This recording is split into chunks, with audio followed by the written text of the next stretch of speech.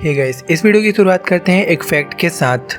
देखो, जो इंसान स्टार्टिंग से पैसों के मामले में अच्छा नहीं है, मतलब कि पुअर है, तो उसकी मेंटेलिटी ऐसी होगी कि उसे रिस्क लेने से डर लगेगा। जबकि अगर कोई बड़े घर में पैदा हो तो उसकी मेंटेलिटी इसके जस्ट अपोजिट होगी। एंड ये बात एक रिसर्च में भी पता चल चुकी है। नाउ अगर आपको ये लगता है कि आपके पास पैसों से रिलेटेड सारी नॉलेज है तो फिर आप गलत हो सकते हो, क्योंकि अगर आप किसी को दिखाने के लिए या फिर शो ऑफ करने के लिए चीजें ले लेते हो तो फिर इस चीज के बहुत ज्यादा चांस है कि आप गरीब भी हो जाओगे। ओके, तो इस वीडियो में आप जानोगे कि अपने पैसे को सही तरीके से यूज कैसे करें, अपनी फाइनेंशियल पोजीशन को कैसे बेहतर करें और एक बेहतर डिसीजन कैसे ले। तो मैं अब आप लोगों का ज्यादा टाइम वेस्ट नहीं करूंगा, let's grow. Point number 1, luck and risk. देखो, ये तो सच है कि कुछ लोग पैसों के मामले में सच में लकी होते हैं। एग्जाम्पल के लिए पैदा ही किसी बड़े घर में होना, बट हम इसे बदल नहीं सकते, ये हमारे हाथ में नहीं है। तो आप पैसों के लिए लक के भरोसे तो नहीं रह सकते, बट इसके अपोजिट एक रास्ता और है, और वो है रिस्क। कुछ लोग 10 to 5 की जॉब के साथ साथ अपना खुद का बिजनेस क्रिएट करके कुछ बड़ा कर लेते हैं, और कुछ लोग अपनी सारी लाइफ उस जॉब में ही बिता देते हैं। बट ये भी एक फैक्ट है कि सारे के सारे बिजनेस सक्सेसफुल नहीं हो पाते, बिजनेस भी फेल होते हैं। तो आपको बिजनेस के चक्कर में अपनी जॉब नहीं छोड़नी, आपको रिस्क तो लेना है, बट वो रिस्क कैलकुलेटेड होना चाहिए। आप अपनी जॉब के साथ साथ थोड़ा सा टाइम निकाल के अपने साइड हसल के ऊपर वर्क स्टार्ट कर सकते हो।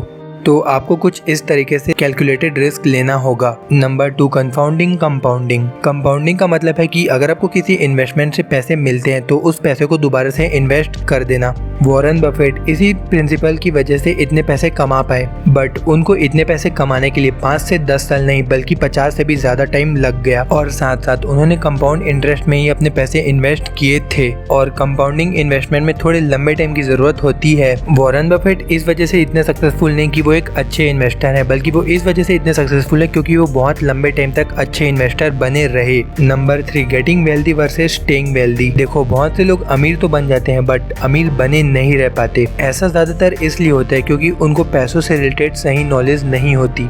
इसलिए ये हम सभी के लिए इम्पोर्टेंट है कि पैसे और इन्वेस्टमेंट से रिलेटेड हम सभी के पास नॉलेज हो। इसके लिए आपको बस अपने सारे डिसीजन इंडिपेंडेंट होकर लेने हैं। आपको अपने एक्सपेंस जितने हो सके उतने ज्यादा कम करने हैं।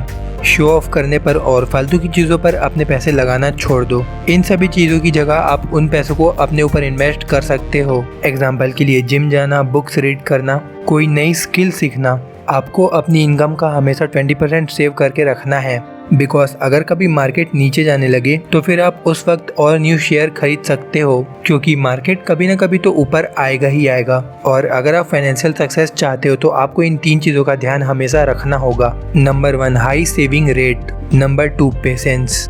And last, long term optimism. Number 4, freedom. आपके पैसों की सबसे अच्छी फॉर्म वो है जब आप जो करना चाहो वो खुद कर सकते हो। एक रिसर्च में ये पता किया गया कि कौन सी चीज़ लोगों को सबसे ज़्यादा खुशी देती है, तो उस रिसर्च में एक बात पता चली जो कि ज़्यादातर लोगों में कॉमन थी, और वो है आपकी लाइफ में आपका कंट्रोल होना। एक टाइम के बाद ये चीज़ आपके लिए आपकी अच्छी सैलरी और बड़े घर से ज़्यादा मैटर करती है। ऐसा ज़्यादातर इसी वजह से होता है क्योंकि जब आप वो करने लगते हो जो करना आपको पसंद नहीं है तो आप नाखुश ही रहोगे। Point number 5, wealth is what you don't see. आपको क्या लगता है जो ज़्यादातर लोग महंगे महंगे कार चलाते हैं वो सारे के सारे अमीर होते हैं? हाँ, कुछ लोग होते हैं, बट सिर्फ कुछ लोग। जो ज़्यादातर लोग होते हैं वो अमीर नहीं होते, वो लोग बस अमीर दिखते हैं। हम इंसान ऐसे होते हैं जो दूसरों को बाहर से देखकर ही जज कर लेते हैं।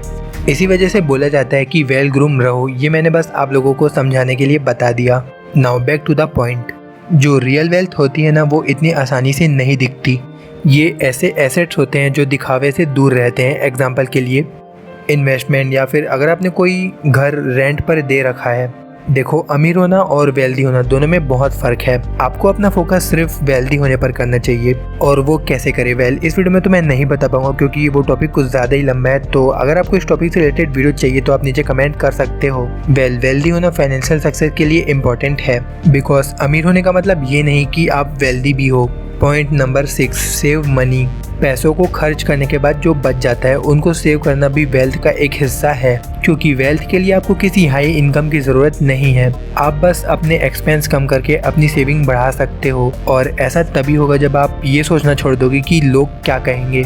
सेविंग करना इतना आसान तो नहीं है, बट लॉन्ग टर्म में आपको इससे जो रिटर्न मिलेंगे वो आप अभी नहीं समझ पाओगे। तो सेविंग करना स्टार्ट कर दो। इससे आपको फ्लेक्सिबिलिटी मिलेगी जिसमें आप थोड़ा सा टाइम रेस्ट करके अपने लिए कुछ न्यू ट्राई कर सकते हो। एग्जाम्पल के लिए आपको अगर अपनी जॉब पसंद नहीं है तो आपको इससे इतना वक्त तो मिल ही जाएगा कि आप अपने लिए एक न्यू जॉब ढूंढ लो। नाउ सेविंग करने के लिए ये 3 टाइप के लोग होते हैं। फर्स्ट, जिनको लगता है कि उनको सेविंग की ज़रूरत नहीं है। सेकंड, जिनको लगता है कि वो सेविंग नहीं कर सकते। एंड लास्ट नंबर 3, जो सेविंग करते हैं। जो लोग सेविंग करते हैं वो लोग एक टाइम के बाद वेल्दी हो जाते हैं। और इनमें से जो सेकंड और फर्स्ट कैटेगरी के लोग हैं वो लोग कई बार दूसरों के ऊपर डिपेंड हो जाते हैं। तो अगर आप सेविंग कर रहे हो तो फिर उन पैसों को इन्वेस्ट भी करो, क्योंकि इन्वेस्टमेंट से वो होगा जो आप सेविंग से नहीं कर पाओगे। ओके सो गाइस, इस वीडियो में इतना ही। आई होप कि आप लोगों को इस वीडियो ने ग्रो करने में हेल्प किया होगा। एंड अगर आप खुद को ग्रो करते रहना चाहते हो तो आप चैनल को सब्सक्राइब कर सकते हो। अगर वीडियो हेल्पफुल लगी हो तो प्लीज़ एक लाइक कर देना। तब तक के लिए all the very best. Thank you so much for watching.